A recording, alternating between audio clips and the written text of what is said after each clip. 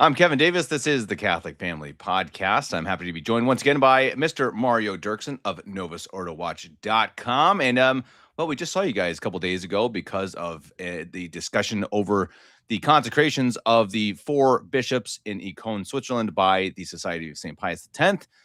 And the day after, which was yesterday, Rome came out with a excommunication, I suppose. They did something. So that's what Mario is going to help us kind of interpret exactly what happened from Rome. We're glad to have him here. We're going to be going over to his website to kind of go through the article that came from Rome and kind of run through exactly what is going on. Is it different than 1988? Is it worse? Is it better? What can we expect from here, etc.? So Mario, as always, it's a pleasure.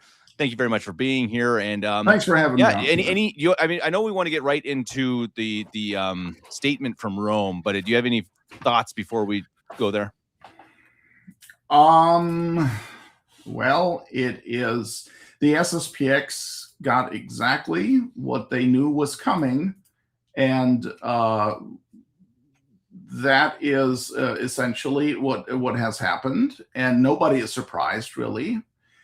And although the so-called dicastery for the doctrine of the faith has been, they're being a little bit ambiguous with regard to what this means for the laity. But right. Let's take a look at it. I think we can do no better than read the actual decree that was released yesterday by Victor Manuel Fernandez. That is the Vatican's mystical, I don't even want to mention it. I know exactly. You don't even want to say it out loud, right? Yeah, it's true. Exactly. Kissy Fernandez. Kissy Fernandez, lewd poetry, that guy. Now, maybe I should preface this because I've seen this argument a lot. A lot of people on there who are pro SSPX, they're pointing to Fernandez and they're saying essentially, imagine getting excommunicated by this guy, or he's the erotic author of the Vatican, and he's all that. Yeah. He is all these things. However, you've got to understand, if Leo XIV is the Pope, then Victor Fernandez is not doing this in his capacity as a private individual. He is decreeing the excommunication on behalf of Leo XIV. This is all official stuff. So as far as that goes, his private sins are completely irrelevant. Okay, so don't say anything like, don't think you can if you believe Leo XIV is the Pope, you can't dismiss the excommunication on the grounds that the guy who officially pronounced it is a moral reprobate, or whatever, approves of homosexual this or that. It doesn't matter. Okay, this is not Victor Fernandez writing as Victor Fernandez. This is Victor Fernandez writing as the prefect of the dicastery for the doctrine of the faith, and acting on behalf of Pope Leo XIV. Okay. So, I mean, I agree with you, but I just have to say, though, that it is something that we're going to look back 50 years from now. Maybe not us, maybe it's our children. And it is going to be a note. There's going to be an asterisk next to this. It's going to be like, that guy? You're right. Exactly. I totally, of course, agree with what you're saying. But it's also like, really? That's the guy who's doing this? Really? And I'm not saying that this is all irrelevant in general. I'm just saying it's irrelevant as far as the validity of the decree if Leo is the Pope. Well, before we get into the statement, the decree, I was trying to find the right word for it. It didn't count in 1988, and it can't count in 2026 because Kennedy Hall has decreed it. So Kennedy will get to Kennedy Hall. Yes. It's a great point. Yeah, it is. Yeah. It is. And I know. Again, we see another commentary here saying that, I'll pull this up because we're not trying to bash the people who attend the SSPX. But St. Dominic Rosary listens as a member of the SSPX. I'm not going anywhere. I will be at my SSPX church 10 a.m. Sunday morning for the traditional Latin Mass. Nothing has changed. The Catholic Church belongs to Jesus Christ. Again, Mario and I we're not trying to attack anyone who goes there. We know that most people who go to the SSPX are just trying to be Catholic, but we strongly disagree with your position because, well, I mean, I would say, look, first of all, I guess I understand where you're coming from. I used to be a supporter of the SSPX. I used to attend their masses. But that attitude of we really don't care what Rome is saying or what they're decreeing or what excommunications they're handing out because it's all bogus anyway, that is actually, you're actually confirming the charge of schism, right? Leo's saying you guys are schismatic, and with that answer, you're confirming it, yes. Because that, I mean, you are refusing submission to him, right? This is not how a Catholic, an attitude that a Catholic could have with regard to the Holy See, right? In other words, like, put your money where your mouth is. If Leo XIV is the Pope, then no, you can't be saying those things. And so, ironically, this kind of recalcitrant, stubborn response confirms exactly the accusation of schism. But we'll get to that, because there's really two offenses here, two crimes, one being the illicit consecration of bishops and the other being the crime of schism. And a lot of people talk about schism as if it were something it is not. It's very easy to find out what schism is. You just need to look up the definition in the Code of Canon Law. And it says that he is a schismatic who refuses submission to the Roman pontiff, or who refuses to maintain communion with members of the church who are subject to the Roman pontiff. Okay, I'm paraphrasing, but that's pretty much what it says. That's what schism is, and nothing else is schism. Okay, so let me go ahead. So this is dated July 2nd, so one day after the consecrations. You want me to pull that up? Everybody was expecting this, right? Most people were. And this is no surprise. This was the Vatican had said precisely that, hey, listen, if what you announced in February, if you're going to follow through with this consecration of bishops, even though you don't have Leo's mandate for the consecration, then per canon law, this is what's going to happen, right? And so they did it. So therefore, now the Vatican confirms what happened. And here's what the decree says, quote, notwithstanding the warnings addressed to the Superior General of the Society of St. Pius X, Bishop Alfonso de Galarreta, having committed an act of a schismatic nature by means of the episcopal consecration of 4 priests without a pontifical mandate and against the will of the Supreme Pontiff, has incurred ipso facto, meaning by that very fact, by the fact of consecrating these priests bishops, has incurred ipso facto the penalties provided for by Canon 1387 and Canon 1364, Section 1 in the 2021 Code of Canon Law. And it says here 2021 Code of Canon Law because Francis made an update to the 1983 code then, and that shifted some of the canons, like the numbering changed, which is why you will sometimes see different canon number in reference to the schism and consecrating bishops without papal mandate, because depending on whether they're using the 2021 numbering or the 1983 numbering, you're going to get a slightly different canon. I think it's off by just a few, like 3 or 4 canons, if I remember correctly. In any case, let me continue reading the decree.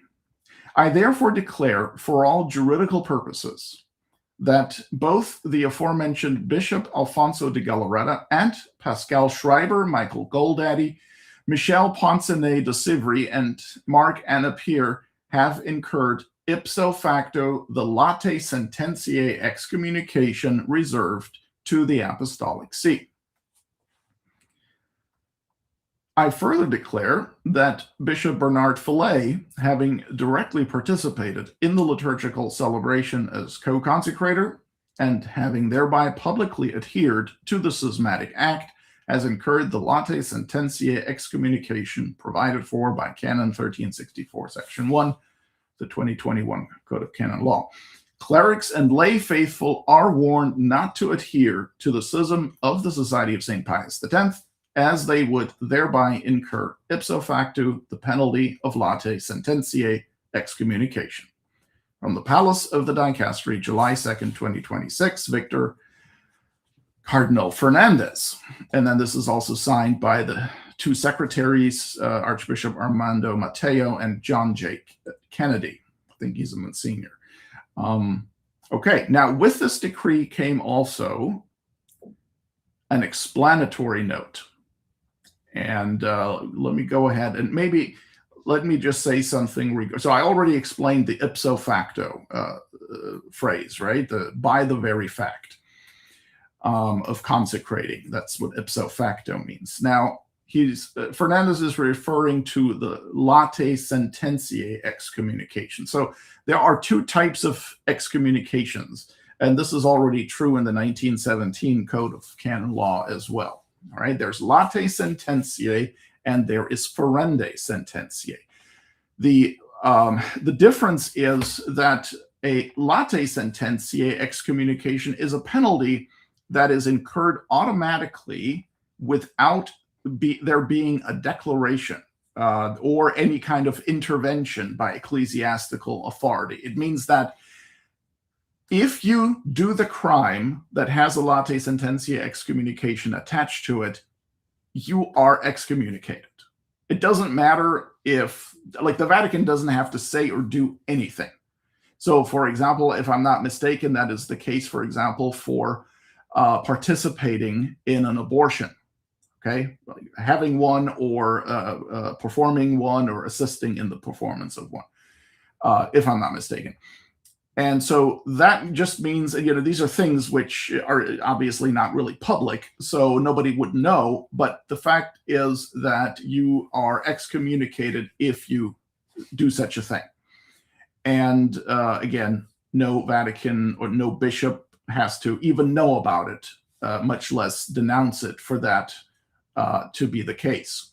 Now, the ferende sententiae excommunication, on the other hand, is the type of penalty that is handed down by an ecclesiastical judge. In the case of, the highest authority being the Roman Pontiff himself, right, the Pope. And so that's something that where there is a trial and the accused is examined and gets to defend himself, and in the end there are deliberations and there is then a judgment given. And if the judge is the Pope, then there is obviously no appeal for that. And then that kind of excommunication, if it is an excommunication, would then be ferende sententia. There is no excommunication until the judge, the Pope in many cases, actually hands down that judgment, that penalty. Okay. Now, out of these two types of excommunication, the latae sententia, the unspoken one, is the more serious of the two. Okay. And you can read that in canon law commentaries and all, because it happens automatically, and there is no trial, right? There is no, it is usually for something extremely serious. And if I remember correctly, in the 1917 Code of Canon Law, I think there are only about 6 or so offenses that incur a latae sententia excommunication. See, I'm glad you say that, Mario. You explained that, because I had wondered if it was less serious or not, because no one, had to deliver it, I suppose. But that actually makes more sense, where it's kind of like, no, we don't even need to do a trial for you. It is just automatic. Yes. I'm glad you said it. That actually clears that up in my mind. That makes more sense. And of course, a latae sententiae penalty is something that only the church, having authority over the spiritual life, like the Pope, our Lord said, whatever you bind on earth shall be bound in heaven. The Pope, the church, can do such a thing, can decree a penalty that is incurred automatically. Such a thing obviously cannot happen in temporal life, like outside of the church. So, for example, if you trespass on somebody's property, there is no automatic penalty. You'd first have to get arrested, and there's a trial or whatever, but and only then do you get the penalty. But because the Catholic Church is able to has authority from Christ to bind your conscience, she can give you that kind of a penalty. Okay, so what happens here in this decree, and this is somewhat important because a lot of times we hear, and I may have done it myself too, people talk about, oh, the Pope just basically handed down an excommunication. The Pope, Leo the 14th, just pronounced an excommunication. Well, they're actually simply declaring, they're not handing down an excommunication as if until they did it, there was no excommunication. Rather, they're simply declaring, wait a minute, you bishops, you just committed this crime, and the law says that you have now automatically incurred this excommunication. Therefore, we're announcing that you have incurred this excommunication. Mm-hmm. Okay? So the Fernandez decree doesn't actually excommunicate anyone. It simply mentions what the law says with regard to excommunication for the crime they committed, and therefore that excommunication has been incurred. Right? It's simply a declaration of what happened. They're just making explicit that what they did has this penalty as an effect. And the penalty of excommunication, under the supposition that Novus Ordo Church law is valid and all that, and that Leo is the Pope, this penalty was incurred the moment that the consecration took place. The moment Bishop de Galarreta pronounced, or rather, let me say, pronounced, yes, he laid hands on the heads of the 4 priests to be made bishops, and then recited the formula of consecration. And by the time he came to the end of the essential words, the excommunication was incurred, because at that moment they became bishops.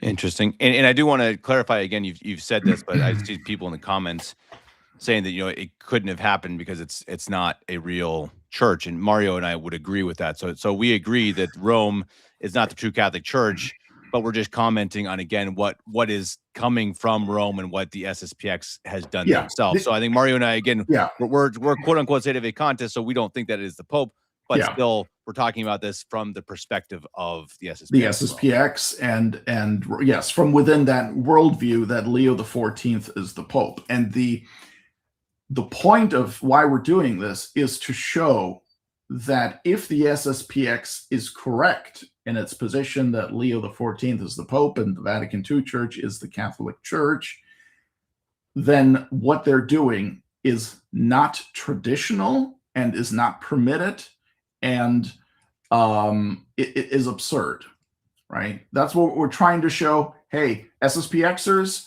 yes, we sympathize with you. We know you're trying to be Catholic. We get it. But what you're doing here is totally is disastrous and very much against Catholic teaching, traditional Catholic teaching. Okay, because they really go. Oh, I'm sorry, Mario. I didn't mean to interrupt you, but I mean, people can go and get some of our thoughts about the mandate and the ceremonies. We did a show on Monday already, or Tuesday. I don't know, sometime earlier this week that goes into that and kind of our opinions on exactly kind of how silly it is, and again, sadly so. But because again, there's a lot of what they do that is right and good, but there's a big hole right in the middle of it, unfortunately, that makes it really unacceptable. Yes, it ruins everything. Yeah. Right. Okay. So Victor Manuel Fernandez sent an explanatory note with the decree of excommunication. And this explanatory note says the following, quote, from the time of Pope Paul VI up to the, excuse me, no, I just lost it here. Pope Paul VI up to the most recent conversations held at this dicastery, the many attempts to bring the adherents of the movement initiated by Archbishop Marcel Lefebvre back to full communion with the Catholic Church have proven fruitless. This situation has been further aggravated by the recent episcopal consecrations celebrated without a pontifical mandate against the will of the Holy Father in open violation of canon law.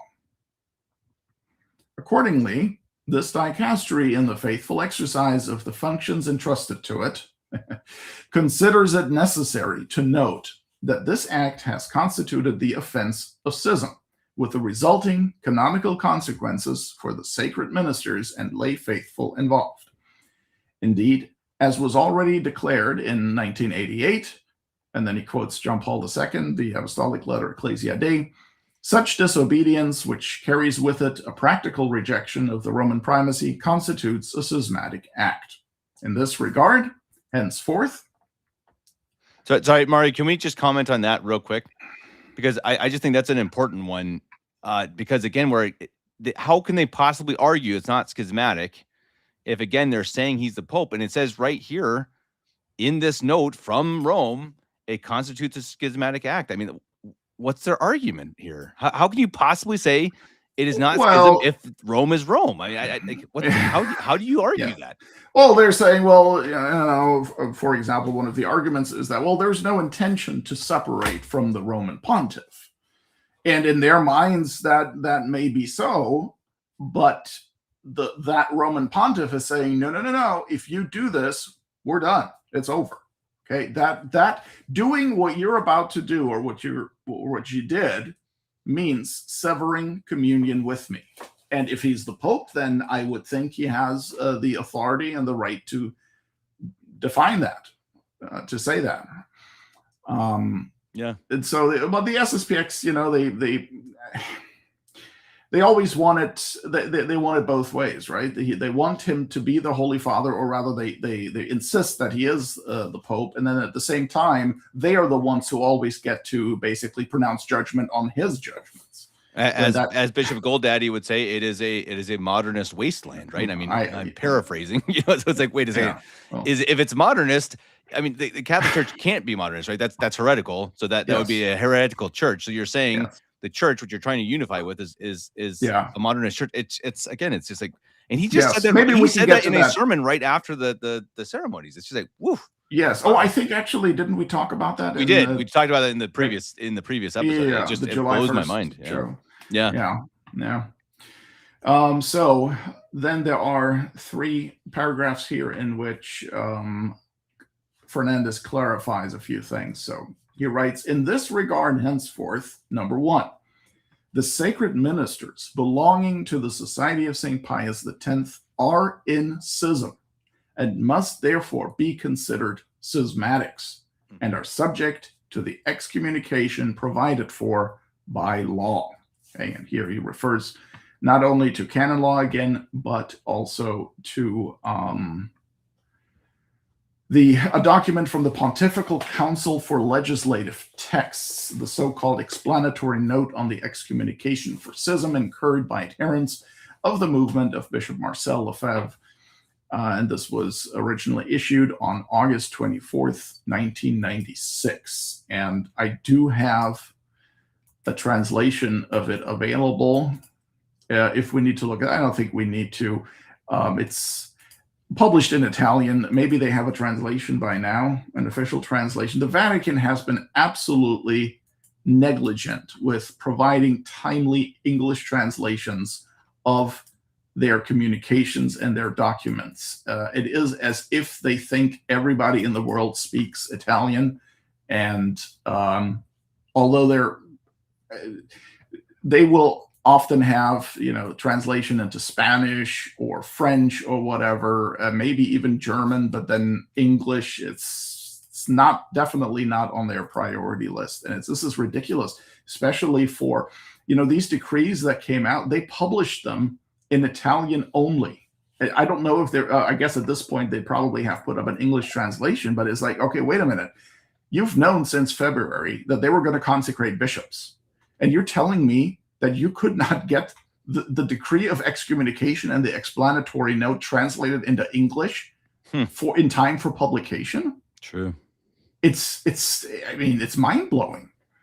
And these are not long decrees. And nowadays, you even have AI that can translate for you. You just need to check the translation, basically. And strange. Especially because, see, the Society of St. Pius X is huge in the United States of America. And so you would think they have an interest in making sure that this gets released in English all together at the same time. Nope, didn't happen. So anyway, I'm reading here a translation provided by Ratit Shaley. And I should note, I just noticed that the explanatory note, it begins with the words "from the time of Pope Paul VI up to the most recent conversations." Well, if you look at the original, he actually doesn't say Pope Paul VI. He says Saint Paul VI. Huh. Now, I don't know if Rorati deliberately mistranslated that or if that was just an oversight, but I just thought I'd mention it. Okay, the second point Fernandez makes is, quote, "with regard to the lay faithful, those who formally adhere to the Society of St. Pius X under the conditions established in the explanatory note of the Pontifical Council for Legislative Texts of 1996, still in force and hereby adopted by this dicastery, are to be considered schismatics and excommunicated." Okay, so let me maybe just again summarize these first two of these points. First, they're saying every sacred minister. I would imagine that means bishops, priests, deacons, subdeacons, perhaps even the minor orders, I'm not sure, but every sacred minister of the SSPX is in schism and is to be considered a schismatic. And since the Code of Canon Law has a late sententia excommunication for all schismatics, Fernandez is hereby saying they're all excommunicated. And then, so that's for the sacred ministers. And then he comes to the laity, and he says, as a general principle, those who formally adhere to the SSPX, and that would have to mean at least those who they know about their positions, exactly about what the Society of St. Pius X is, what they teach, what they stand for, especially with regards to the Vatican II Church, and they're saying, yes, I agree with this, I adhere to this, this is also my position. Those people are also to be considered schismatics and excommunicated. Okay. And then point 3, the holy people of God is hereby informed that the sacred ministers of the Society of St. Pius X administer the sacraments illicitly, and that the sacrament of penance administered by them and the marriages they assist at are invalid. All right, so this is and that was something I'm sorry, but that was that something that Benedict allowed again, right? Didn't he give them a no, it was Francis. Was it Francis who did? Okay. Yeah. Yes, Bergoglio. And a lot of people have been puzzled by this and say, well, why he's so against the traditional Latin Mass and against all, anything smacking of traditional Catholicism. Why would he give them faculties for marriages and absolution? Why would he give that to the Society of St. Pius X? And in my opinion, it was simply a shrewd tactical move. He probably figured that they're going to think very well of him. And when somebody, is so indulgent towards you, you're instinctively going to not want to resist him that much. You're going to, it's just human nature that when somebody does something nice to you, you're going to, you bear a certain, I don't know if I should say affection, but you appreciate it and you don't want to offend that person. And so I think that's one reason why Francis did that. He figured, well, he doesn't have control over them because they refuse him submission, so he'll just make them smart. Yeah, it's much more diabolical. And I think it's interesting. I've been asking the question since he was supposedly elected by Prevost, that is, if he is actually ideological, if he actually believes in his version of the Catholic Church, and maybe this is proof that he does. Maybe he actually, I think Francis was more just kind of pagan and evil. Maybe I don't know. It is interesting. It's a much different ball game right now, as you see. He's not messing around. He's like, nope, not going to play the game that Francis did, which is fascinating. Yeah, I think Leo is like, this is really not his cup of tea. He was never I mean, he was born, I think, in 55 or 56 or something. And so he never knew the church before Vatican II, not really. And I think he just has no connection with this at all. And he's a little in over his head, or he's just overwhelmed by this whole thing. And so doesn't really know how to deal with it, is my guess. So he probably just figures, okay, I mean, they want to consecrate without mandate. Guess what? That's excommunication. See you later. But aren't you a little surprised that he didn't do what Francis did, since he seems to be kind of a Francis 2.0 in many ways, and it was kind of Francis's right-hand man? Yeah, but I'm a little surprised he's going against what he did. Well, yeah, but see, Francis did that was 2015, I believe. So I mean, and whereas the main offense of consecrated bishops had happened in 1988. That's a long time in between. Whereas, as far as Leo is concerned, these people just spit in his face. So what? So it makes sense that they would say, well, wait a minute, no. You guys are in schism. You don't have jurisdiction. Like, we're withdrawing the jurisdiction from you. Now, of course, the SSPX does. I mean, they don't really care, because their argument is that they have supplied jurisdiction, right? That the jurisdiction is supplied for these acts, and that those sacraments are valid anyway. But if Leo is the Pope, then no, they can't say that. But that's, once again, it's the little Lefebvrists believe that they can simply sit in judgment on the Holy See. And so Pope says one thing, they say another, then it's the SSPX always considers itself the final arbiter of these things. But we can get to that a little bit later again. So it's almost, Tuccio is almost done, but he's got a little more to say. Tuccio Fernandez. Tuccio is his nickname.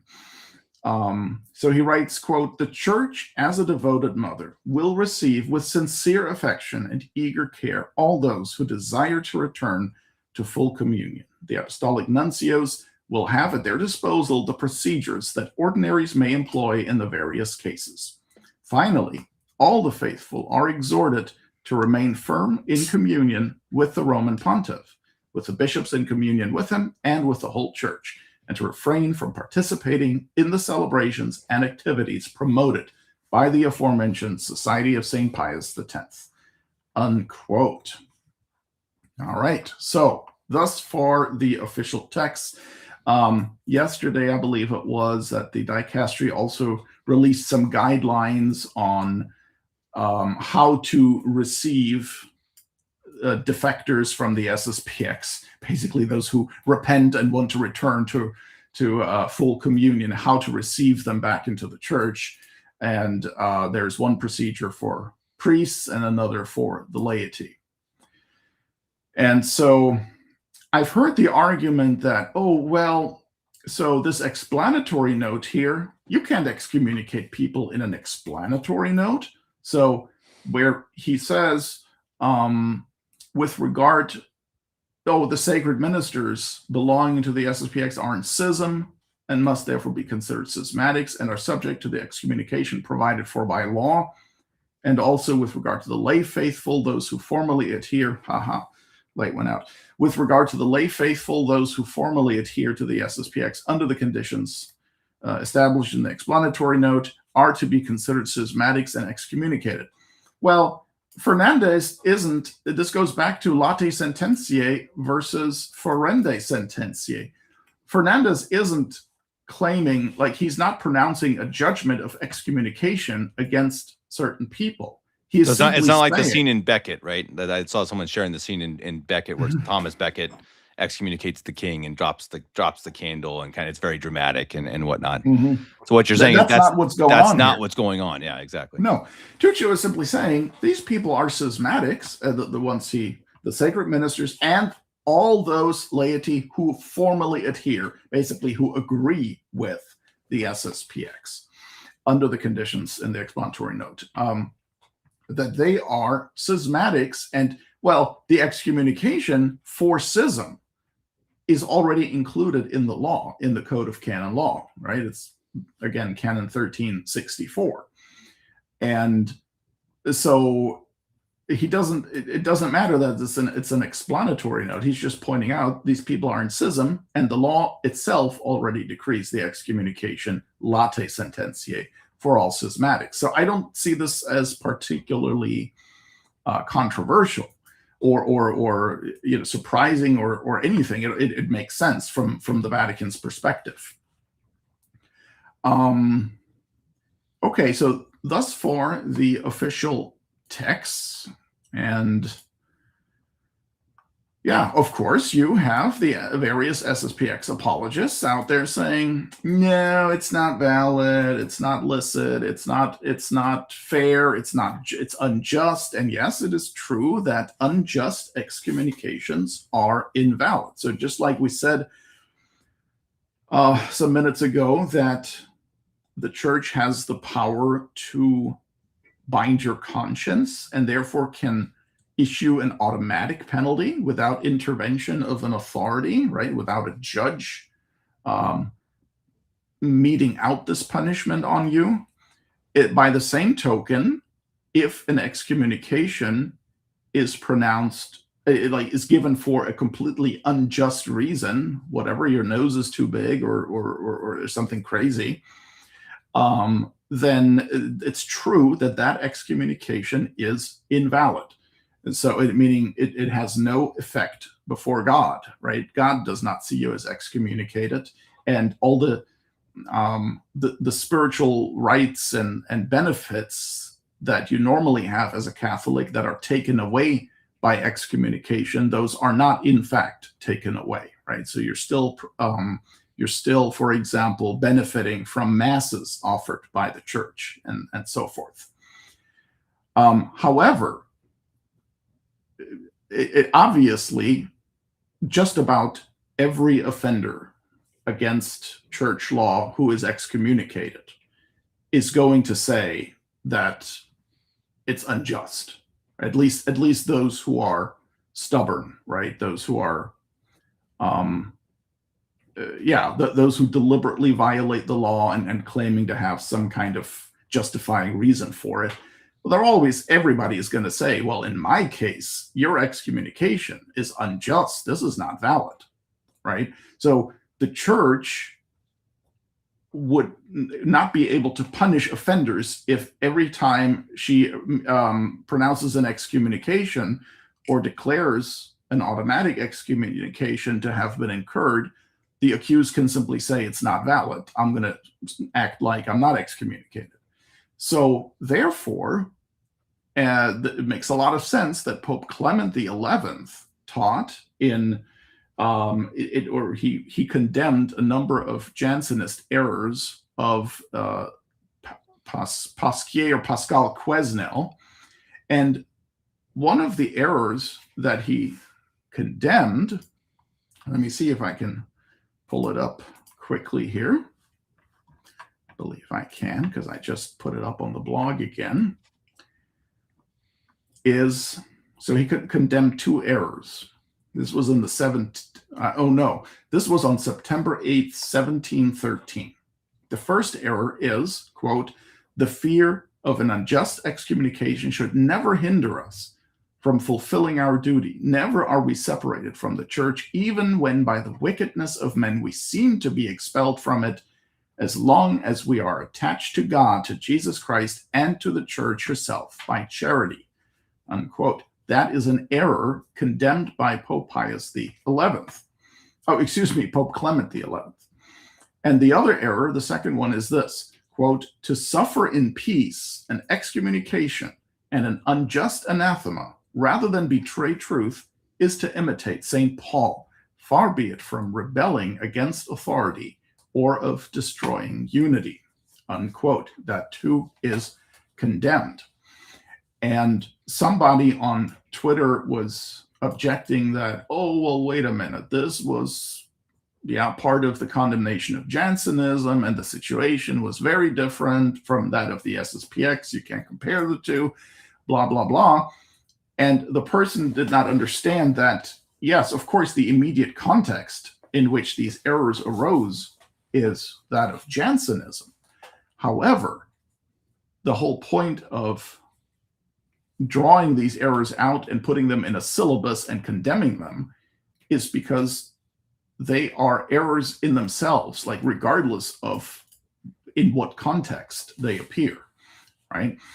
And so you see, for example, in 1873, Pope Pius IX, he was dealing with a schism in Armenia, and he invoked Pope Clement XI and that apostolic constitution in which he condemned these errors and applied it to the schism in Armenia.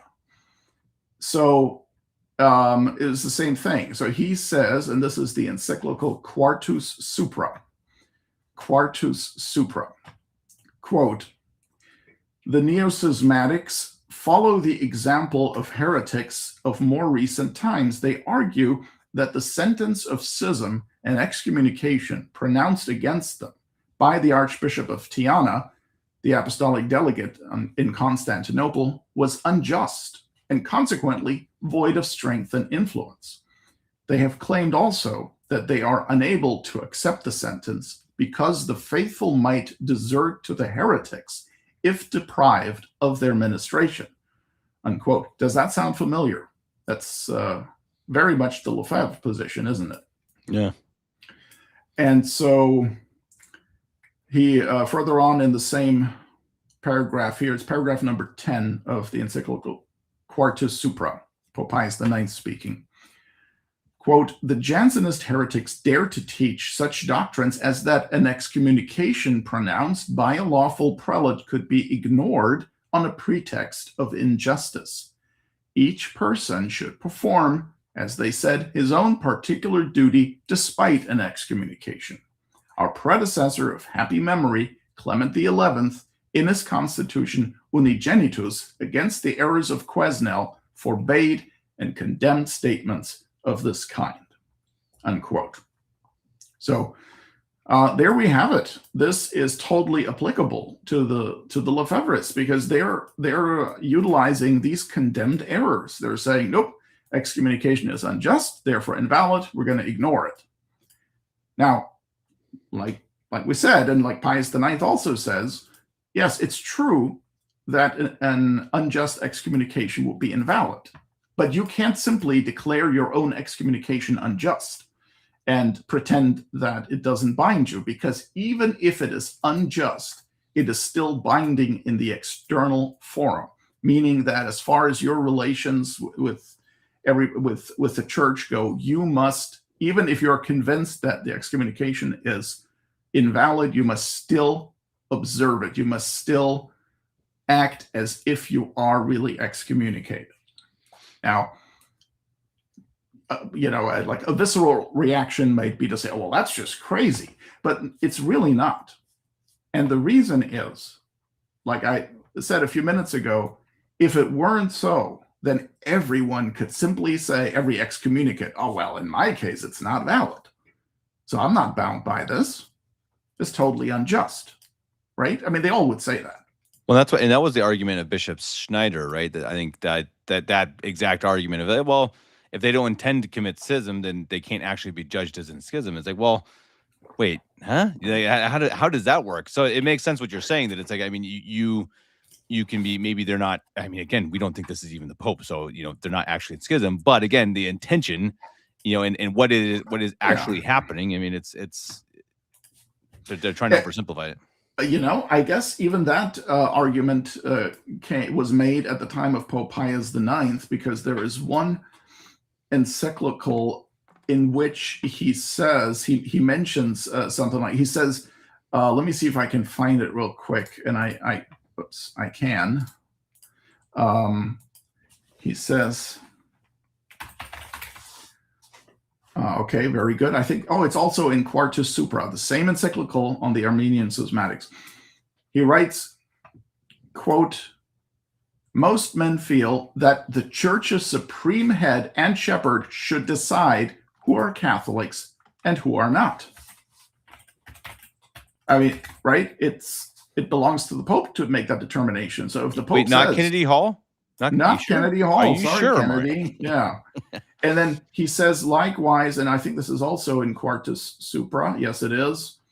Man, that encyclical is great. I've called it the syllabus of Lefebvre's errors.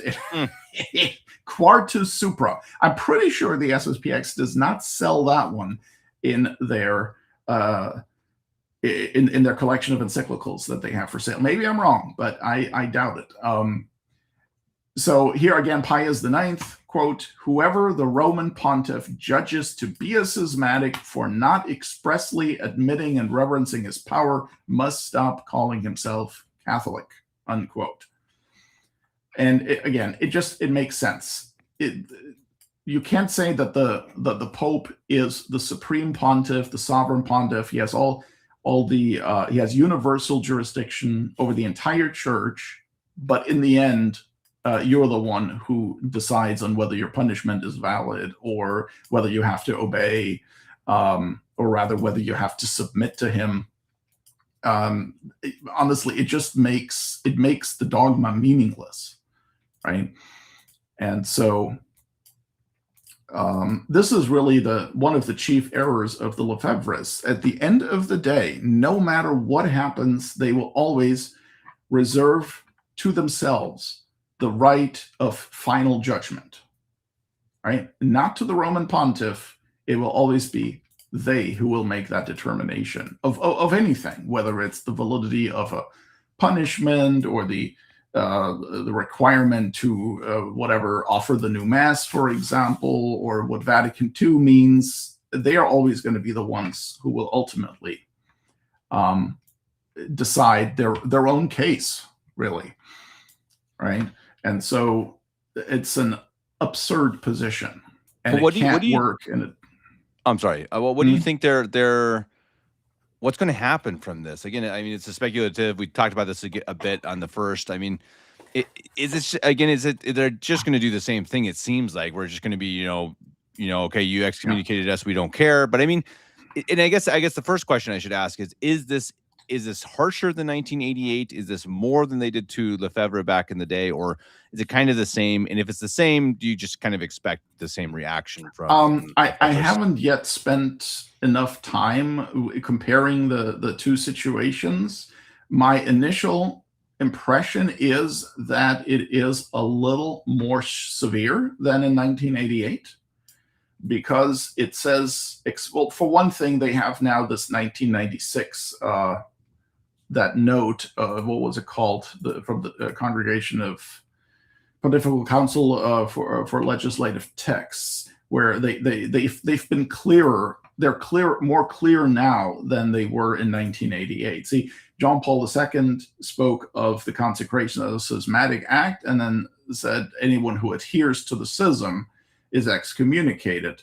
Well, here now they're explicitly saying that all of the sacred ministers are schismatics. Okay, so they are to be considered schismatic and excommunicated, and they do, in the document they released, I think it was yesterday, regarding the reconciliation of the laity, they do draw a distinction between those who adhere to the SSPX and therefore frequent their masses, and those who go to their masses only for, I think, speaking from memory now, for liturgical or spiritual reasons only, but without agreeing with their position. Mm-hmm. Those are not excommunicated and are not to be considered schismatics. Now, of course, a lot of people are then going to say, oh, yeah, I just go for liturgical reasons, or I just go for spiritual reasons because I don't get any nourishment at the new mass, and so therefore I'm good to go. Be careful, because all the Vatican is saying there is that you're not excommunicated. They're not saying that it's not a sin. To be attending an illicit mass, if it's right. Right. Yeah. Exactly. I think people nowadays are very quick to exonerate themselves. And just because the church doesn't punish something with excommunication or with some other censure doesn't mean you're free to do it. Of course, we're Sedevacantists. We understand, of course, you don't want to go to the new mass. And I understand that somebody would easily say, well, yeah, obviously, if I can't go to the new mass, then and if all the junk they're doing, all the craziness, if all of that is fine, then who are they to tell me that I can't go to the SSPX mass? Totally get it, right? So, but we're saying just from the perspective of, oh, Leo is the Pope and we're going to be traditional Catholics, well, then you can't be doing these things. Then it doesn't matter if there's a double standard or if it's unfair. Then if you still have to go by what they say and what their law says and so on. But this inconsistency, this incompatibility between trying to be a traditional Catholic on the one hand and accepting Leo XIV as the Pope on the other, we're trying to help the Lefebvres understand that shows that Leo cannot be the Pope, right? Or that's one indicator. So we're not saying go ahead and become Novus Ordo. No, we're saying go ahead and become Sedevacantist. Right. Well, which they get most of the way there, right? I mean, again, you have Bishop Goldaddy saying it's a modernist wasteland. I mean, again, that is saying that they're a heretical church. So again, he called it a modernist church. You call it a modernist church, right? Exactly. Yeah. So it's like, I mean, if you say something like that, that can't be, that can't exist. So they say things that should only be said by Sedevacantists, right? I mean, if Bishop Sanborn, Bishop Piverna said that, would be like, you are so right, Your Excellency. But Bishop Goldaddy, who proclaims, as far as I understand, to be in union with Prevost, with Leo XIV, you can't say that. I mean, it doesn't make sense. Yes. No, it doesn't. And of course, you have then some people, trying to, find a way out of this contradiction and say, oh well, no, modernist. He's not saying it's a separate entity. He means it like in a metaphorical sense or whatever. Look, it happened on the very same day that he was consecrated and, if Leo's the Pope, excommunicated automatically for schism. And here he's basically confirming it. And you're now telling me, well, he didn't mean it that way. Really? Like, how is it that nobody can speak clearly anymore? Why is there all this ambiguity? It's crazy. Well, and again, it's got to be determined to be offhand or real by Kennedy Hall, right, or by Kozinski, or and that's again the world we live in. It's the podcasters become the rule of faith, right? It's always I guess you have your favorite podcasters that you tune into, and folks, I would say this: if you have to tune into Kennedy Hall or Taylor Marshall or Peter Kwasniewski or Eric Sammons to find out what to think about whether what the Vatican did is reasonable or acceptable or valid, then you've not understood how Catholicism works. Can you imagine, if Mario? Leo is the Pope, it does not matter what Peter Kwasniewski thinks about anything. Exactly. Can you imagine you and I doing a show and we're looking at, say, Pius XII, and we're looking at Mystici Corporis, and you're kind of like, you and I are like, this part right here is really good. We really like this point.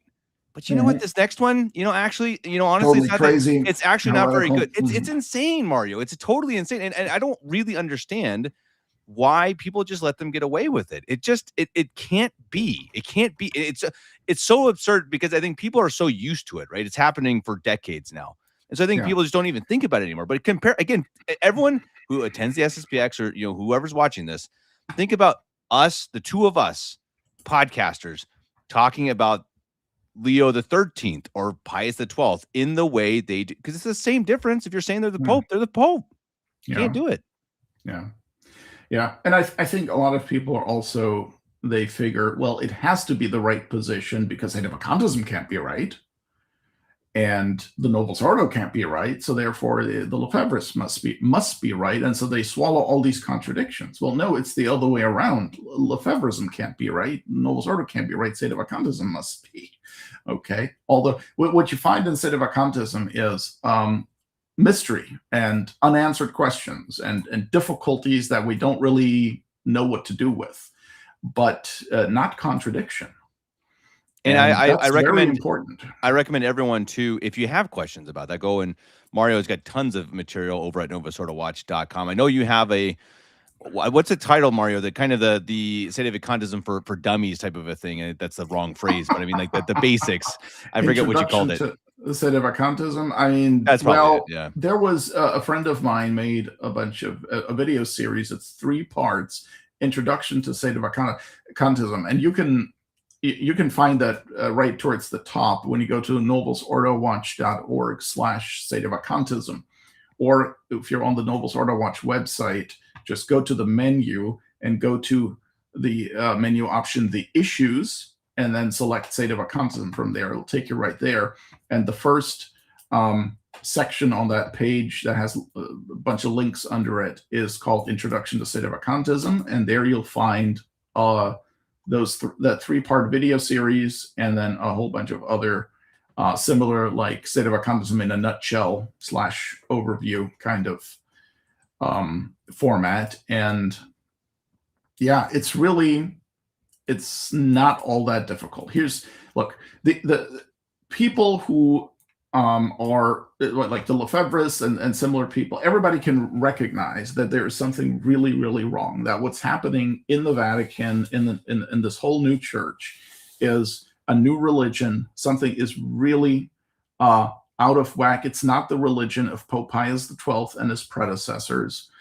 A lot of people in that you will find in your average Novus Ordo parish have no faith. They don't believe in a number of dogmas. For example, the eternity of hell, the inerrancy of sacred scripture, whatever, maybe the legitimacy of indulgences, and so on. A lot of people simply don't believe Catholic dogma. But most of all, many clerics don't, and you have. But most of all, the magisterium, the supposed papal magisterium in Rome, teaching horrendous errors against moral theology, against ecclesiology, against the nature of the church, against the relations between church and state, and so forth. There's a lot of just garbage that is being taught and confirmed in the official acts of the new church. They have false saints. Okay, case in point, Paul VI. Okay, no way is that man a saint and worthy of veneration or imitation.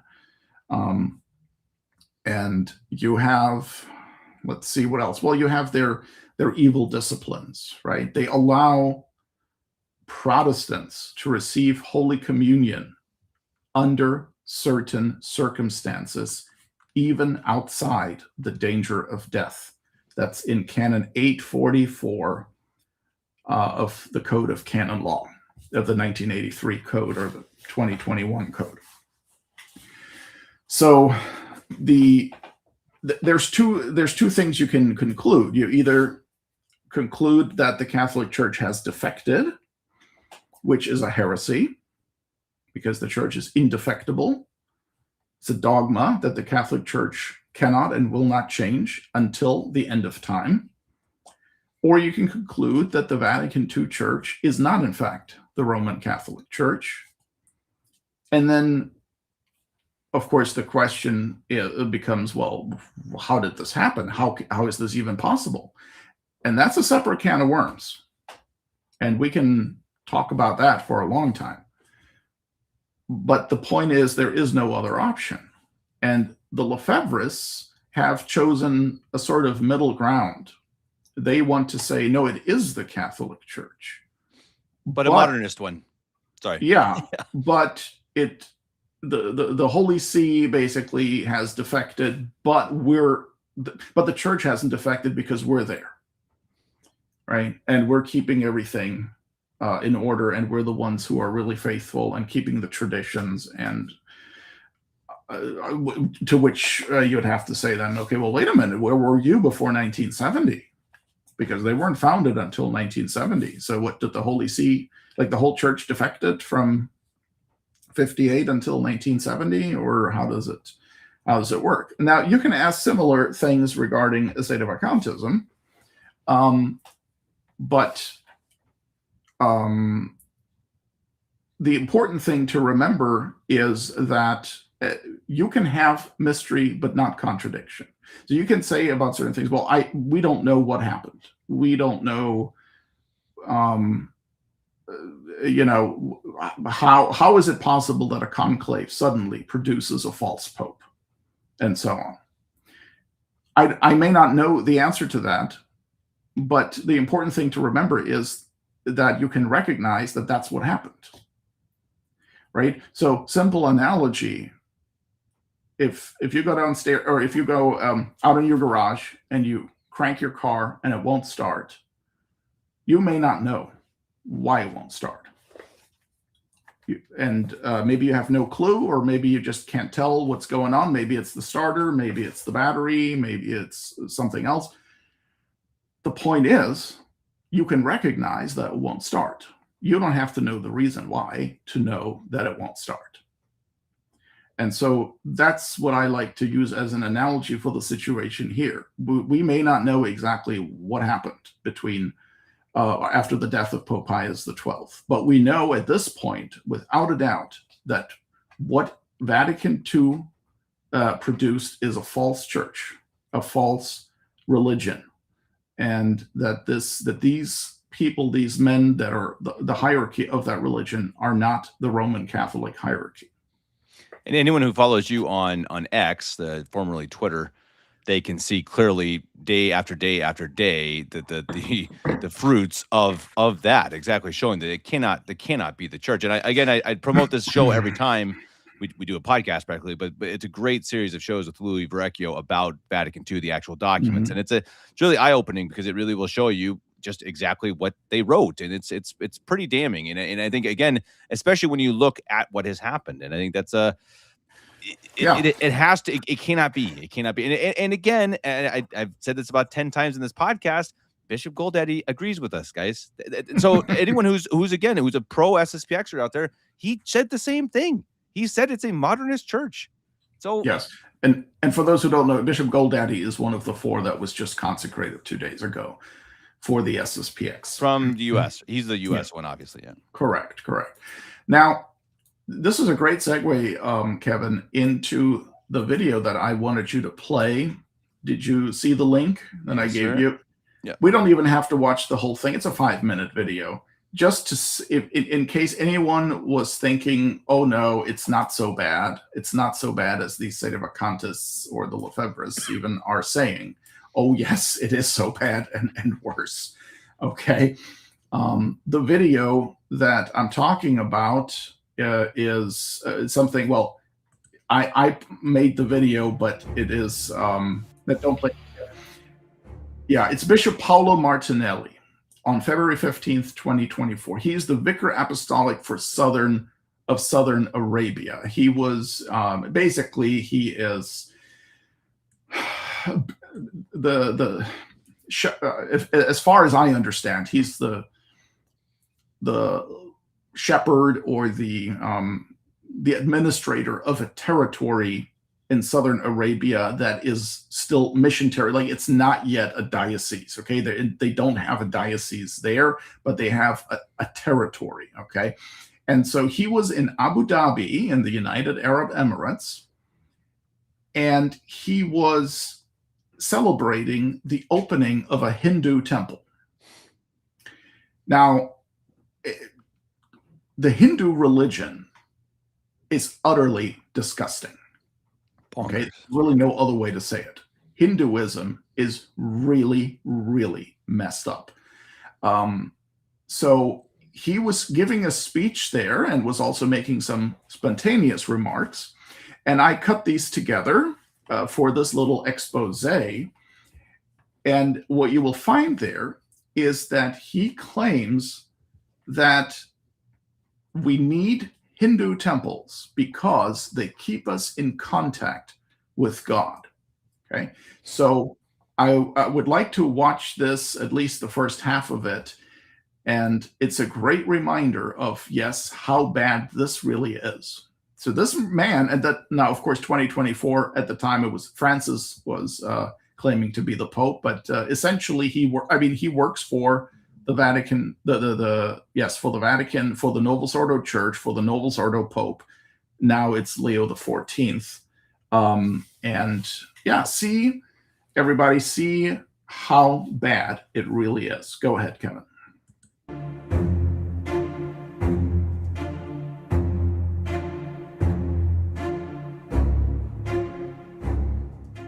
Also, it was a great pleasure for me to be here in this afternoon. I visited his holy temple as a marvelous thing to see such a beauty which is able to remind us the fundamental relationship we have with God.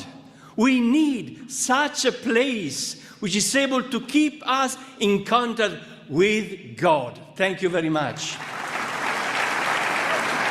I conclude by expressing the joy of the Catholic Church at the inauguration of this new temple in Abu Dhabi. It represents a contribution to harmony based on relationship with God. Every place of worship reminds people that without God, human beings are lost. With God, humanity can be born again. This new temple is a place for my Hindu brothers and sisters to pray and strengthen the harmony with God. The document on human fraternity states religious freedom constitutes a fundamental pillar of civil coexistence. The inauguration of the new Hindu temple also expresses the freedom of worship in the United Arab Emirates, where tolerance and coexistence are considered as fundamental values, encouraging believers' faith to dialogue and commit to building a more fraternal world in peace and harmony. Harmony with God leads to harmony with all people and all of creations. Thank you very much. God bless you. Okay, now this video is replaying. No, keep playing it. This video is replaying the same words again, I believe, or most of them, while showing Hindu worship.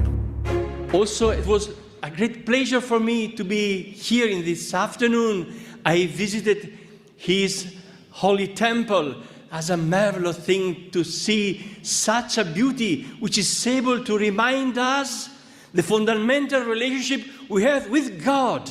We need such a place which is able to keep us in contact with God. Thank you very much. I conclude by expressing the joy of the Catholic Church at the inauguration of this new temple in Abu Dhabi. It represents a contribution to harmony based on relationship with God.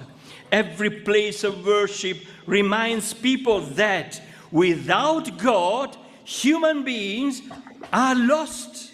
With God, humanity can be born again. This new temple is a place for my Hindu brothers and sisters to pray and strengthen the harmony with God.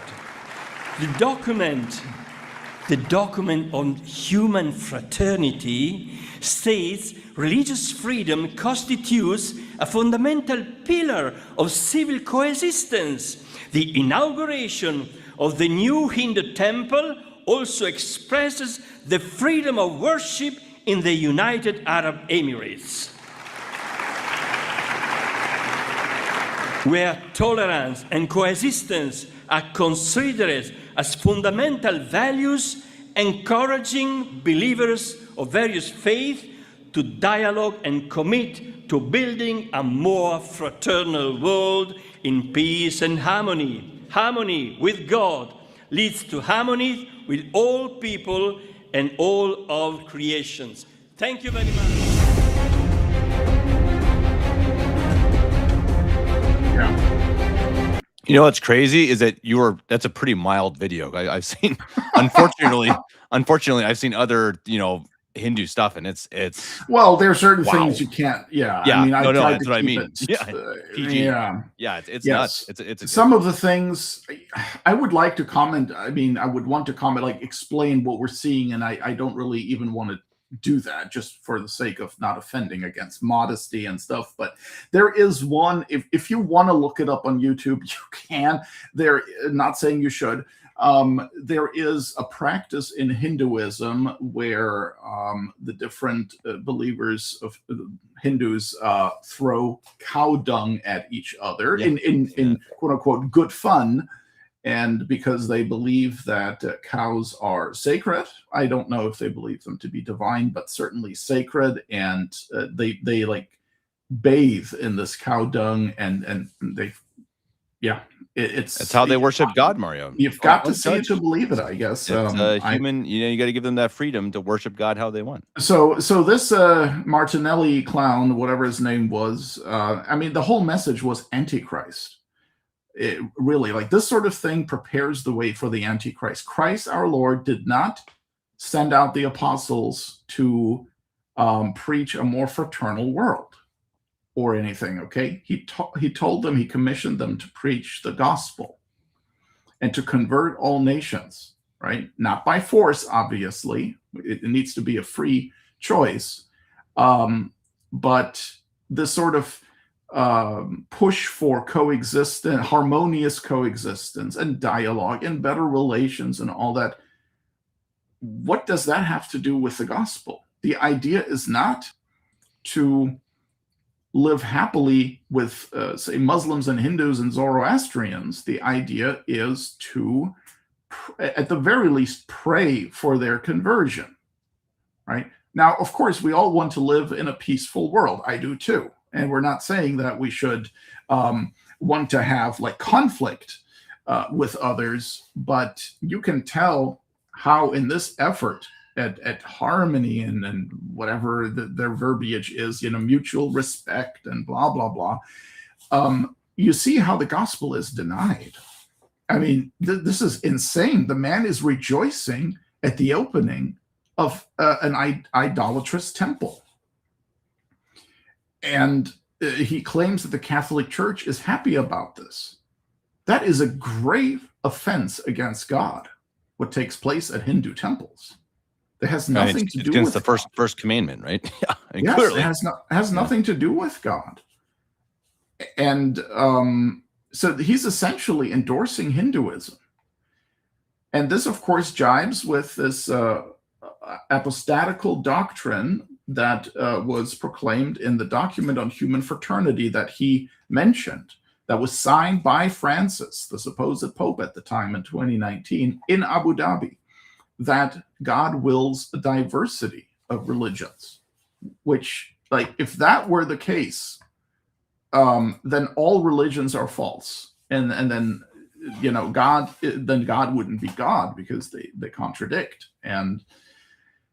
But the reason I wanted to bring this up now was not only to show how bad it really is, but also the absurdity of the Vatican's position. We've been very hard on the Lefebvres. Now let's be hard on the Vatican. You can't claim that we need Hindu temples to whatever, show how much the world needs God, and then say, but we don't need Lefebvre's bishops. Okay? This is insane. Yeah. You can't be rejoicing about Hindu temples being established and then say, but sorry, the SSPX can't have bishops. And it is precisely that sort of inconsistency, this contradiction, this insanity that drives a lot of people, understandably, to the SSPX and drives them to say, well, look, if Hindu temples are fine, and the Catholic Church rejoices in Hindu temples, then why can't I go to the SSPX? And so that is, of course, the Vatican's, the Vatican has no credibility, right? Especially not with all their talk about inclusive this and inclusive that, and everything is everybody in, it's the big tent church and blah, blah, blah, and then excommunicate the Society of St. Pius X or declare them excommunicated. Yeah. Obviously, if if Leo XIV can wish the archlaywoman of Canterbury a fruitful ministry, and if they're already in communion with all kinds of heretical sects, even though it's not a full communion, and if Hindus are fine, and God wills a diversity of religions, well, then why can't they also have Lefebvrism? Yeah.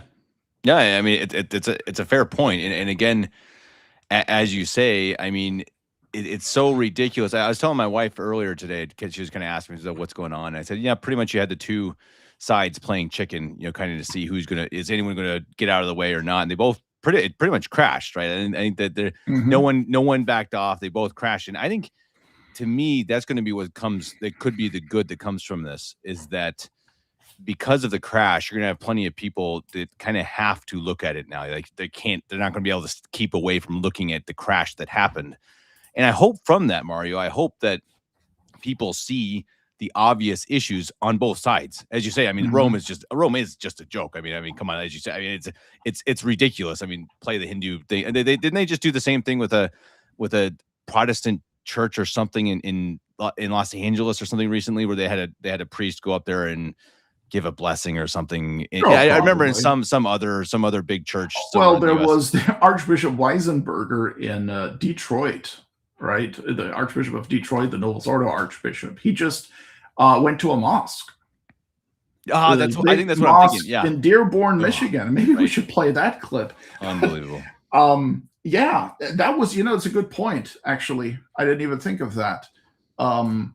Yeah, he was celebrating the opening of the mosque with them. And he even said, now this is at the mosque, right? At their grand opening. He speaks, and it was just a very few comments. Actually, we should, if you can, I don't know if you can find that, or otherwise I've got it, yep. It's very short, right? And he says, we have prayer at 12:30, so I got to hurry up, something along those lines. We have prayer. He's at a mosque. So he's identifying with their prayer. So this was June 5th this year. Archbishop Edward Weisenberger joined the Muslim community of Dearborn to celebrate the grand opening of their new mosque. Why don't you just go ahead and play that?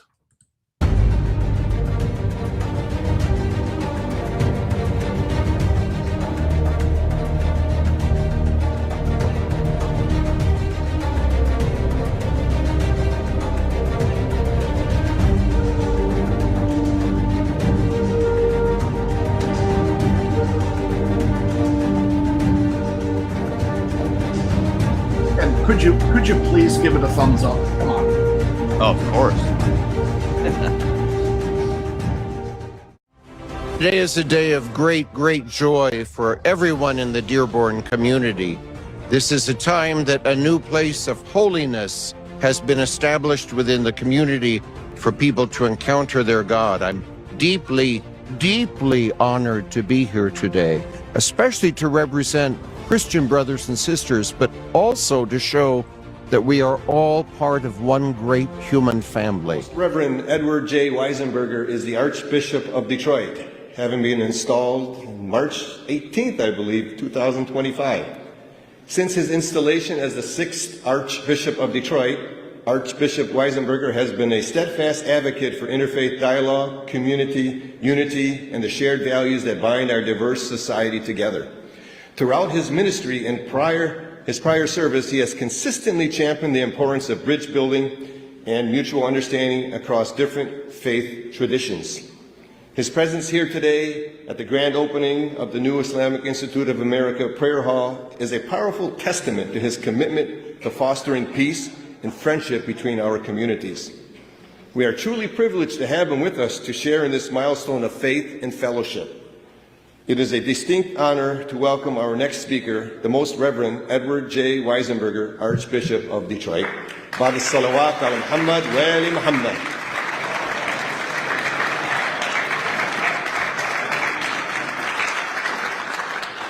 Oh boy. Ask yourself. There is nowhere that I feel greater honor, fraternity, and kindness. And from the moment I drove onto this beautiful property today, I very fully felt the sense of the divine presence. As our wonderful Imam spoke so beautifully, we are members of the same human family. All churches, all mosques, all synagogues, all places where God reaches out and touches with his finger are sacred. This is a truly wonderful and sacred place, a place that will bring all of humanity, I believe, into deeper communion with our one God. My prayers are that you will know great, great successes here, great blessings here, and that together we will come to love our one God all the more. I will be brief because I also know we have prayer at 1:30. But again, I'm deeply, deeply grateful for the welcome. I'm deeply grateful to be in the presence of other religious leaders in our community. And there is no place, I think, that I feel more at home. May God bless you. May God bless this place. May God keep you always safe, productive, and filled with joy and blessings. Thank you. Wow. You can stop here. Yeah. Wow. Wow. Exactly. This is how are you going to top that even? This was the superlative, like the ultimate in apostasy. Unbelievable.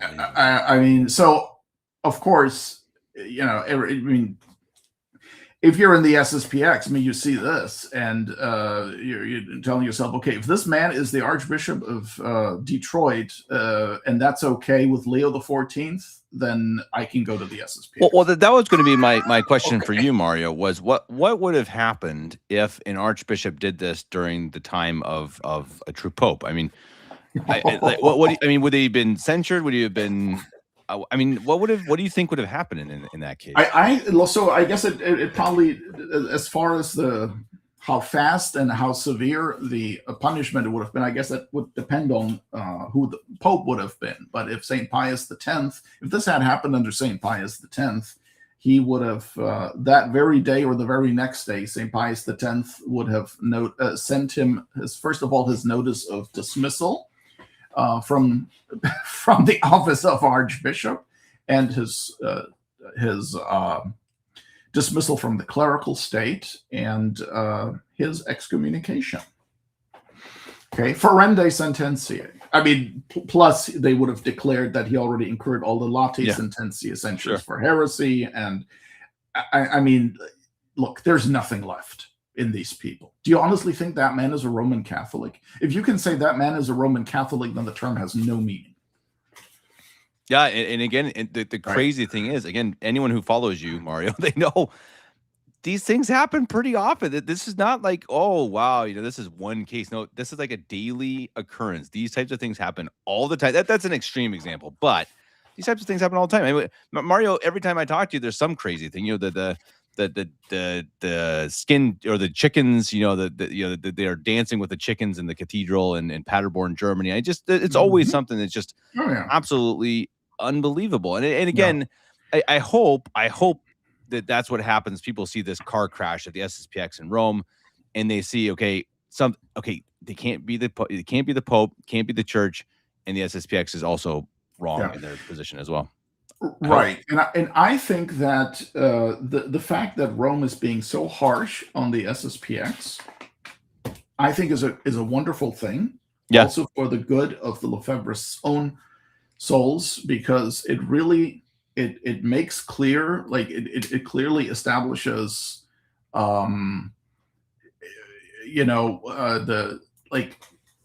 it means Rome is saying, no, this is our religion here with Vatican II and the new Mass, and you're not a part of it.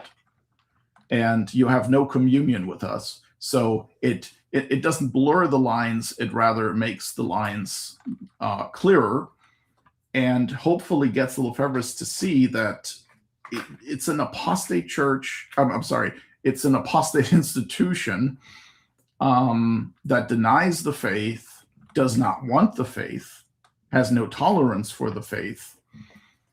And what are you doing trying to be in communion with them?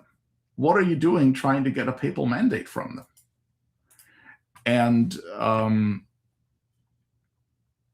the funny thing is that the Vatican has, I mean, it'd be wonderful if there could ever be like a legitimate debate over these, because I would love to see how the Vatican responds to a number of things. For example, they have their own fake magisterium to contend with, because the Lefebvres can now simply quote Francis, for example, who said on February 2nd, 2022, as part of the catechesis and his general audience, quote, "Let us consider, dear brothers and sisters, that in Christ no one can ever truly separate us from those we love, because the bond is an existential bond, a strong bond that is in our very nature.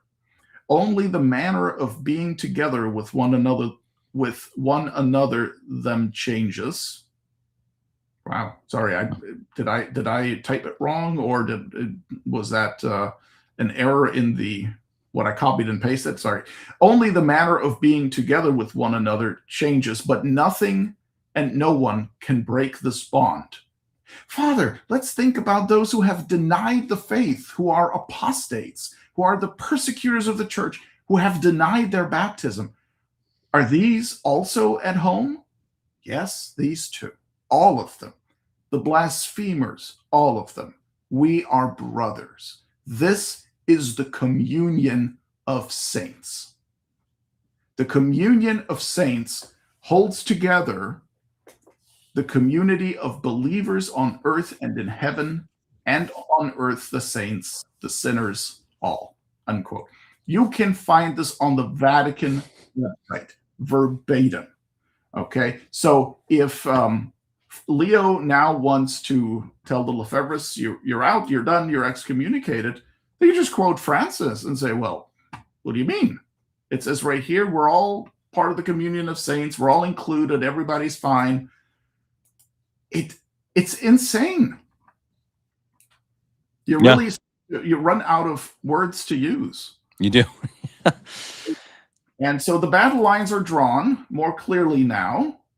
And one of the first repercussions I've seen now with this decree of excommunication against the SSPX, first of all, of course, the dyed-in-the-wool Lefebvres are not going to care, because they're Lefebvres, right? They determine what's valid and what's not. And they knew that that excommunication was the likely outcome of these consecrations. So they're not going to care about the excommunications. But, Benedict XVI had rescinded the excommunications of 1988 in 2009.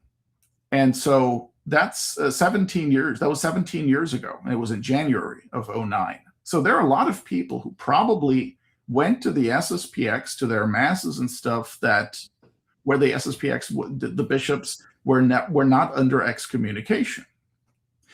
And so those people may now get a little uncomfortable with this. And the first repercussions I've seen is that certain Latin mass directories are no longer including SSPX. I've heard them. Masses. Yes. And one of them was Mass of the Aegis. This whole, not sure what to call it. I mean, it's project, a video documentary. Yeah, the project, exactly. And I guess they had a list of mass centers. They're now cutting out the SSPX, and obviously, schism, if that's what it is a grave offense. So this is not something to play with. It's not something to joke about. And so it makes sense, of course, for them to say, well, we can no longer have SSPX mass centers in here. I'm just saying, these are one of the first, like the immediate fallout that I've seen. But the Lefebvres will have endless ammunition as far as refuting the Vatican or showing, rather, their contradiction, the absurdity of their position, because here they are saying, God wills a diversity of religions, haha, but not Lefebvrism, okay? Or what was it? Let me see here. Bergoglio, Francis said, the diversity of our religious identities is a gift from God. Okay? That is a verbatim quote. Or let me see here. The official Vatican translation says, contemplate the differences of your traditions, and the traditions here being different religions, because he's speaking to, let me see, who is he speaking to here? Well, a group of people from different religions. Contemplate the difference of your traditions like a richness God wants to be. Unity is not uniformity, and the diversity of your cultural and religious identities is a gift of God. Unity and diversity. Let mutual esteem grow among you, following the witness of your forefathers, unquote. So once again, he's saying the diversity of religions is a gift from God. So what's the Vatican saying now? Oh, but not the SSPX tradition. Not Lefebvreism. No, no, no. Naughty, naughty, naughty. The whole thing is a joke. Yeah. Right? If a mosque is a sacred space, why can't the SSPX have bishops for confirmations and ordinations and the holy oils? It is so insane. I keep using that word. I can't think of a more. Do you think, though, again, and I completely agree, I mean, is that something that is that going to wake people up eventually? And they're just, are people going to start seeing this is ridiculous? Again, maybe people of the Novus Ordo who see, okay, this is really totally hypocritical. I mean, I keep kind of expecting to see some of the pundits on X and stuff, you know, who are conservative Novus Ordites. I keep kind of expecting to see somebody, even if it's one person, say, you know, yeah, this is crazy. Yeah, exactly what you said. It's insane. But man, so far, I mean, I've seen some people side with the SSPX, some people side with Novus Ordo, but I haven't seen too many people changing their mind. Maybe I just haven't seen it, but I mean, that kind of surprises me. I would have thought, I mean, it's like eventually you got to say, yeah, it's nuts. I mean, how can you worship the Hindus and say Hindus are fine? They're on the pathway to God, but oh no, not the SSPX. It's yeah, crazy. I think it forces a lot of people to really look at what is going on and to make an informed decision about what to believe about the Vatican II Church, and basically fish or cut bait. You know, make up your mind. Are you with Leo or are you against Leo? And hopefully many people in the SSPX will come to the realization that this cannot go on. You can't say that he's the Pope, but we refuse him submission because he's not a Catholic. Yeah. It just adds to the absurdity of what is already an absurd situation. You got to wonder, again, you're going to look, you know, people are going to look back 50 years from now, God willing, we'll have a true Pope, however that happens. And, you know, they're going to look back on this time in history and just be like, what on earth? And again, it is just so bizarre too. I mean, part of it, again, being Tucho, and part of it being how they try to almost perfectly copy the consecrations by Lefebvre, even kind of with the number and whatnot. And it's just, it really is going to be, I think we're so close to it. It's kind of like, it's a big event, but I think in the future, people are going to look back and be like, what was going on? I mean, what was, especially at the SSPX, because I think you have the same feelings as I do. I think about Archbishop Lefebvre that you know, we have a lot of respect for him, or I should speak for myself. I do, you know, and I think that he was in a really tough situation. I wish he had said some things that he didn't and gone ways that he didn't, I suppose. But to end up where they are now, this late in the game, and to not really have changed any positions despite seeing the fruits of Vatican II, it's just bizarre. It really is bizarre. I think, again, when you take a step back, it's just like, what are we doing, guy? How does the SS? How do they get away with this? How do pundits get away with just making excuses all the time? Well, remember that the SSPX, they don't see themselves as we're on the fence, we're not making a decision or whatever. No. That is their position, their decision, that they are convinced that this is the right, the reasonable position that avoids the extreme of Sedevacantism on the one hand, and avoids the other extreme, the Novus Ordo and the Indult, and so on. And yeah, I think we're going to see quite some turmoil in the next few weeks, because the Fraternity of St. Peter and the Institute of Christ the King and all, they're going to showcase themselves as the loyal ones, the ones that are in communion with the Roman Pontiff. So there's going to be this rivalry again. And hopefully in this mess, people will come across Sedevacantism and hopefully give it a fair hearing. Yeah, hope so too. And I hope anyone who's watching this show do that as well. Please like, share, subscribe, all that stuff. If you're watching it live or if you're watching it, when it's not live, when it's recorded. And definitely check out Mario's channel, novusordo.org.com. I think they both work. They do. So support him if you can. Support us if you can. We really appreciate it if you can give a couple bucks. If you like what we do, the material we provide, it does take time and effort. So you can support us over on Patreon. Just search Catholic Family Podcast. If you go to Novus Ordo Watch, you'll also find a way to support Mario there. Did we want to look at, are there any questions from people that? Yeah, that's a good point. I was going to say that. I've got to get going here fairly soon, but guys, we got a couple minutes. There's been a lot of questions. No, you're good. There have been a lot of questions. So if anyone has any right now, you have for Mario. There was one. I should have. I don't know if that's one issue with this program. I don't think you can bookmark, or maybe you can. Can I bookmark that? Because that would be nice. Because they go by so fast. It's like, oh boy, that's. I don't know. I'll have to look at that some other time, guys. Sure. But if anyone has any questions, get them in now. Mario, we'll probably be another couple minutes here before I have to run. Yeah, for those who don't know, Kevin is in Germany. Yeah, I'm in Germany. It's getting late. It's past my bedtime, like literally past my bedtime. So not as bad. I stayed up, or I didn't stay up. I woke up at 2 a.m. the other day to watch the U.S. Beat Bosnia. Yeah. Oh, sports are hard over here. Oh, I see. I'd like to maybe just mention real quick. Look, you have all these, whether they're podcasters or influencers, all these pundits and people, and everybody wants to give you the real scoop on the SSPX and what you should think about it. And this one blog will have a canon lawyer weighing in on why this isn't valid or why it is, and so forth. Spare yourself. You don't need to go through all that stuff. Yes, Kennedy Hall can mount a 2-hour defense of the SSPX if he wants to and go through canon law. At the end of the day, both sides have canon lawyers. At the end of the day, what matters is the decision Leo XIV makes, and that decision was just announced by Fernandez yesterday. Okay, and that decision is schism and excommunication. If Leo is the Pope, then the rest doesn't matter.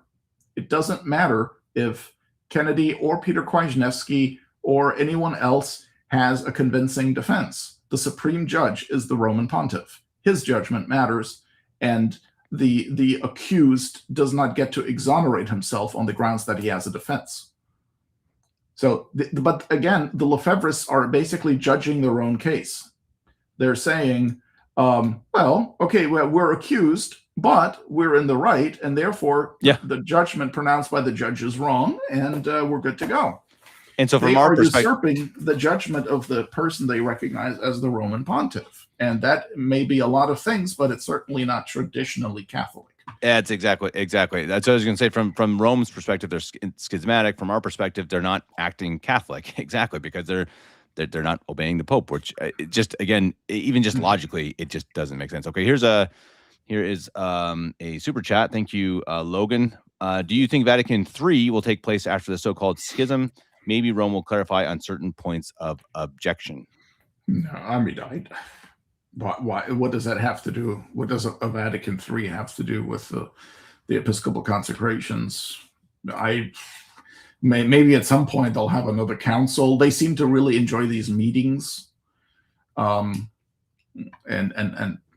PowerPoints and all this jazz. But I think his point is, once we get a true Pope, would a true Pope need to call a council in order to settle these things? I think that's what I interpreted from his question. So if we get a true Pope, would you meet with the true Pope? No, you're good. Would you?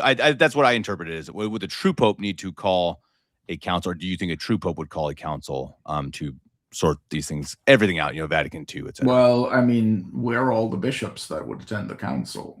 I mean, he obviously, as the Pope, he can then. Yes, we have obviously sacramental bishop people who are who are validly consecrated bishops. They don't have any kind of territorial jurisdiction, but I don't know. If once there is a true pope, he can figure all these things out and what he wants to do. And no, I don't have a good answer on how we would get a true pope. Come on, Mario. Come on. Yeah, give us something. Give us something. But there is no Catholic teaching that says Mario Derksen must have an answer on how to get a true pope.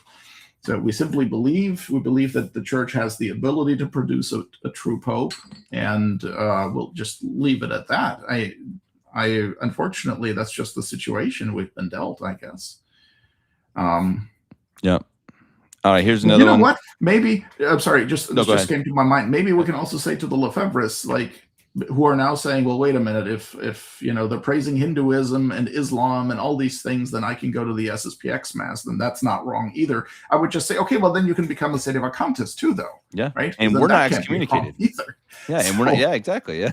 I heard somebody, Bishop Sanborn was on, he had a live show earlier with questions and answers. That was very interesting. And somebody said, oh, but I'm afraid, what if I die and then our Lord tells me that I was wrong about Sedevacantism? Well, the worst thing that could happen is, assuming, of course, you're doing this in good faith and all, the worst thing that could happen is that you made a mistake.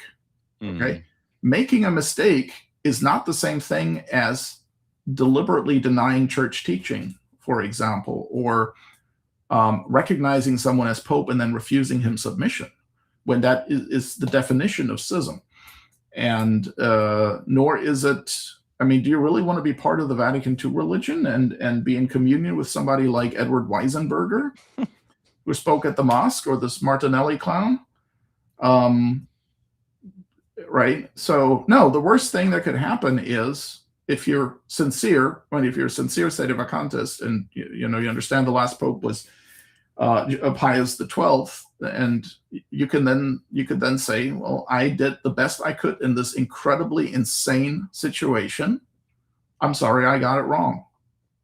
Right? If it were possible then to find out that, actually, no, these men were popes. You can say, well, I didn't submit to them because I didn't think they were popes, and as far as I understood, there's no way that they could have been popes. So, no, I would be much more concerned about being a member of the Vatican II religion or being a Lefebvrist and saying that they're valid authorities, but then refusing them submission.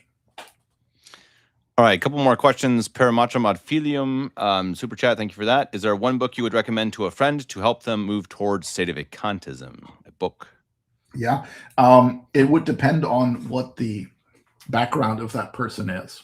Is he SSPX, or is he Protestant? Is he Novus Ordo? What's the background? It would depend. If it's someone who's already recognize and resist, I think one of the best books you could give him, and it's available for free online with permission, is the book Michael Davies, An Evaluation by John Daly. It was published in its second edition in 2015. It's on the Novus Ordo Watch website for free download by permission of the author. Michael Davies, An Evaluation. I know the title isn't all that intriguing, especially if you don't know who Michael Davies was. But Michael Davies was essentially a big Lefebvrist apologist. And that book totally destroys Michael Davies' arguments and credibility, and just makes the case for Sedevacantism so well that I think that is one of the best books you could give somebody who's Lefebvrist, or recognize and resist, and already understands how bad Vatican II was and the new Mass and so forth. That's my opinion. It's a fantastic. That's fantastic. Awesome. I had not heard of that, so that's pretty cool. That's good to know. And so people can find that if they search it on your website. I can even what's here. Let me pull it up, and just so people can see it. Yeah, I can send a link. Yeah. All right, what do we have here? Oh yeah, the errors of.